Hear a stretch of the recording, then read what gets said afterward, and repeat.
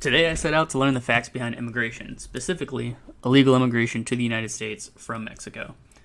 To start my research, I asked three main questions. How big is the problem? What is the effect on the economy? And would a border wall help? To answer my first question, I started by figuring out how many illegal immigrants are in the United States, and that can be tricky. Depending on where you look, you can see numbers all the way up to 40 million. To find the actual number, I used the data taken from the American Census and used that to compare a number of total foreign-born households with the data we have for legal immigrants and subtracting to find the number. Of course, as with anything, you have to assume a margin of error. The Department of Homeland Security estimates a 10% undercount, which is factored into the final number. That number comes out to roughly 10.5 million undocumented immigrants. But my questions are more focused on illegal immigration from Mexico. And of those 10.5 million, roughly half immigrated from Mexico, or 5.25 million.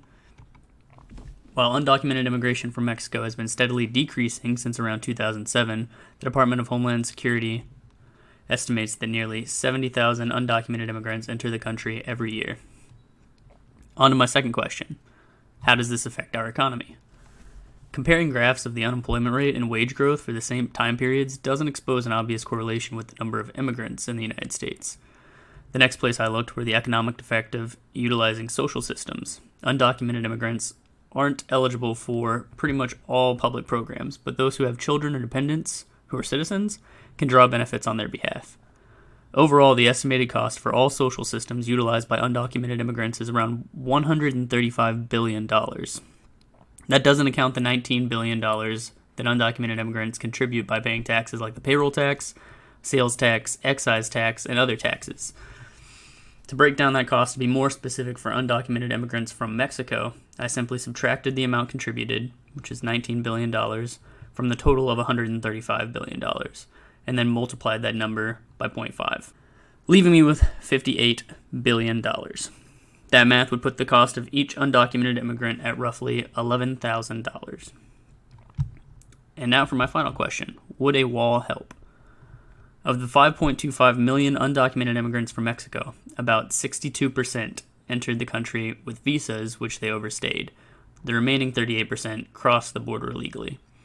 According to the Department of Homeland Security, the wall will cost $21.6 billion to erect.